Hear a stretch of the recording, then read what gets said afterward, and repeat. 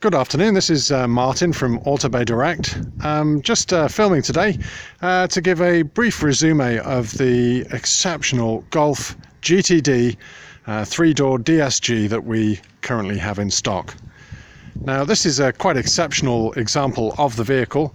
It is the latest Mark 7 version of the car, so bears the 2-litre 184 PS engine allied to that fantastic DSG double clutch gearbox. Now I'm just going to give you a little walk around the car. I should stress that the vehicle has literally just arrived into stock, so it has not yet been through valeting or detailing. There is some outstanding preparation by way of us having alloy wheel refurbishments. We did notice that one or two of the vehicle's wheels have a couple of little grazes on them, so they're diamond cut and polished, so they have to be sent to be refurbished, and they are booked in to be done in the early part of this coming week. I just wanted to give you a little resume of the outside first. You can see these stunning LED lights that the vehicle has. The paintwork, incidentally, is in quite exceptional condition. You can see I'm actually quite, give you a little wave, I'm actually quite well reflected in the paintwork here. It's you know, a very clean example of the car, so it's obviously been very well cared for in its life. It benefits from 65% tints on the rear windows from the B-pillar rearwards, and you can see that also complementing the car are red brake calipers, the nice GTD logo in the paintwork, as you can see. And just stepping back from the car, you can see it's in really quite exceptional condition. Now when I step out of the vehicle in a moment, I'll show you with the vehicle running how the exterior lights view, because you have directional xenon headlights in this vehicle. They also feature LED day running lights as well. Now you've probably noticed that there is a cherished number plate on the vehicle. This has been removed and it's been transferred back to its original age-related number. The styling on the exterior mimics that of the GTI, with these fabulous strafes running through the lower front bumper here. This also takes LED fog lamps are integrated into that as well, and that honeycomb grille that you can see that runs through the front and the lower valances. And right down at the bottom here you can see that there is the sensor for the adaptive cruise control, which is a fabulous feature that's present on this car, really brimming with the latest in technology. This flagship diesel car from Volkswagen. So next I'm going to step into the vehicle and we'll run through some of the features on the inside. Okay, we're now inside the vehicle, and I'm going to run through some of the features that you find present inside here. This being the GTD, of course, features the leather-bound sports steering wheel, which is also emblazoned with a GTD logo, has contrasting stitching. There's also multifunction steering wheel controls on the left here. This is for the adaptive cruise control. Now, if you've not experienced this before, this is a cruise control that not only maintains a speed, but also maintains a safe distance between you and the vehicle in front of you. So you can set a maximum speed, let's say at 70 miles per hour on the motorway, and you'll actually pace the car in front of you up to your maximum of 70 miles per hour. If that vehicle ahead of you slows down, the car will automatically slow down for you, and as that vehicle begins to accelerate, so will you. So it's much better than conventional cruise control, where you would have to set the speed each time a vehicle ahead of you brakes. On the right hand side of the steering wheel, you can see there are controls here that operate both the trip computer and also the audio and telephone system that's present. So that's again an excellent way of manipulating the media inside the vehicle. And just over the back of the steering wheel here you can see paddles which exist here to aid transmission by allowing you to manually change gears if you so wish. The car has automatic rain sensor windscreen wipers, which are controlled by the sensor that's in the top of the windscreen. There's also an auto-dimming interior mirror. Lights are also automatic through the control system down here, and there are both front and rear fog lamps, of course. These being xenons, of course, are very much more powerful than conventional halogen headlights and give you a tremendous view of the road when you're driving. Now in the center of the instrument panel here, you can see that there is a graphic display of a compass which shows us where we are located, and this is linked in from the satellite navigation that's present in the car. Though using the steering wheel control here, we can actually scroll through this and give ourselves some alternative views for audio, telephone, vehicle information. There's a lap timer there if you see fit, driving detail, assistance for the parking sensors, and of course back to navigation. So that allows us to display, for example, radio information or track information from a connected media device. You could have your telephone showing, for example, and access to your phone book.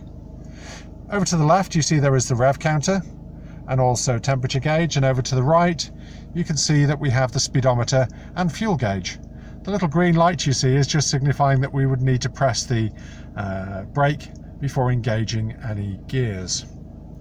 Just casting ourselves over to the left here, you can see the multifunction display here. This is a touchscreen operated system, which is very intuitive. It actually works remarkably well because it has an intuitive touch control. So you can see as my finger approaches, the menus open before I've even touched the screen. So, for example, here with the radio, we can select from a whole range of stations. We can scroll like you might do with a conventional tablet or smartphone in order to decide which particular radio station you might want to listen to. So simply by pressing that, now of course, we can turn the dials here, or again use the steering wheel in order to control that. So it's a very useful system to use and very easy for somebody who's familiar with contemporary media devices.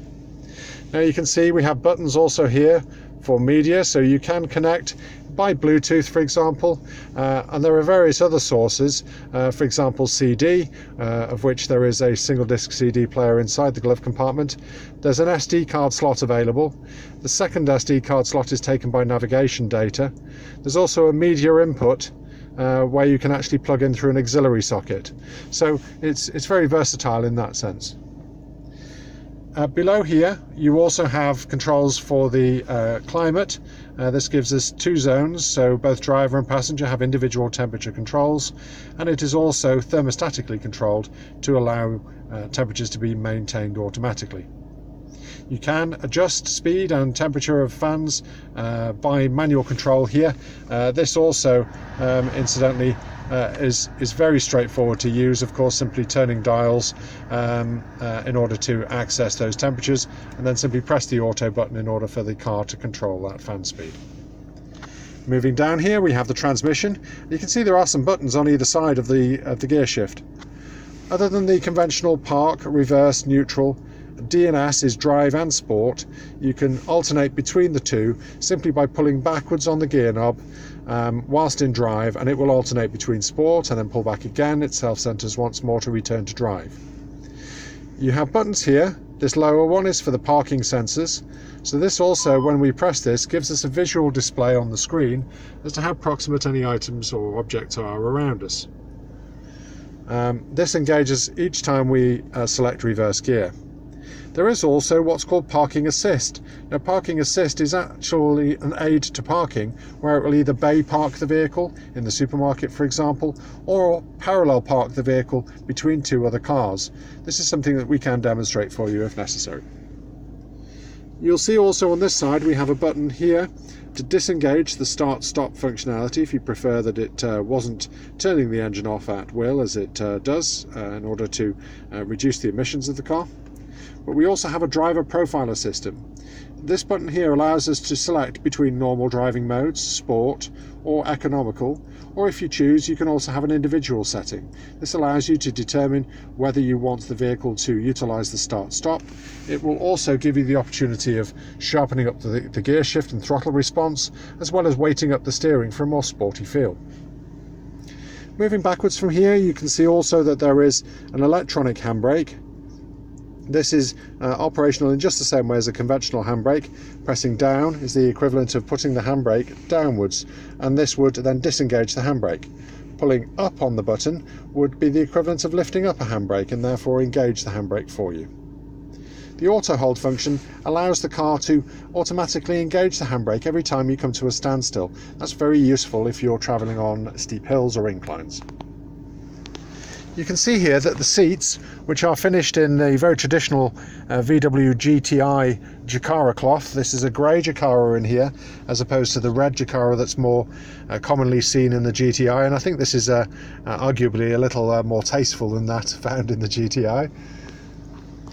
You can see that there is excellent glove compartment here. That's also giving you access to where your SD card slots are located, and also your CD player. Now they're situated in there and out of the way, so not affecting the attractive lines of the dashboard. You also then have a central armrest here, and this is adjustable for height so that you can have a comfortable position as well as having good storage beneath.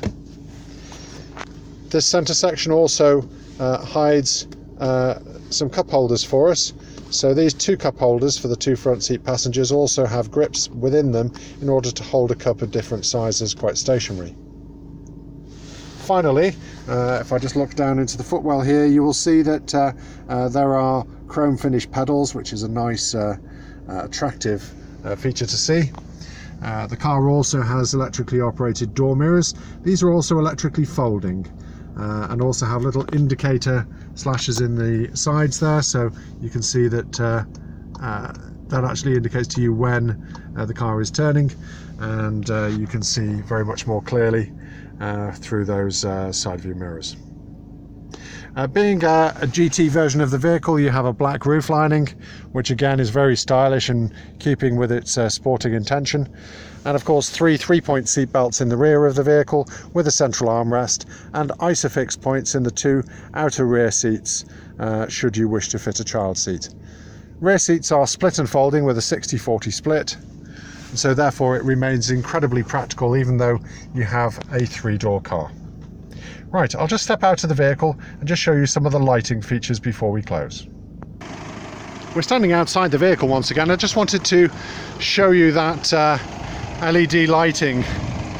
The camera actually makes this look a little less bright than it actually is, but it's extremely attractive when you are driving along. It makes you very obviously visible to other drivers. This U shape is iconic of Volkswagen.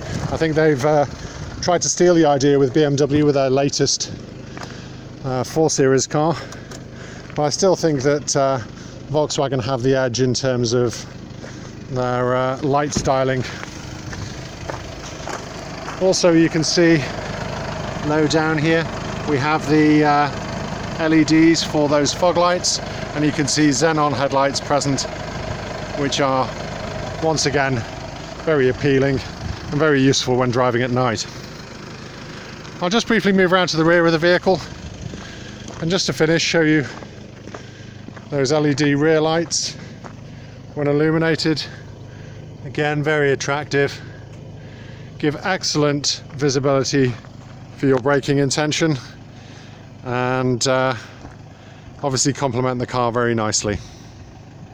So hopefully this has been useful as an introduction to the GTD in stock.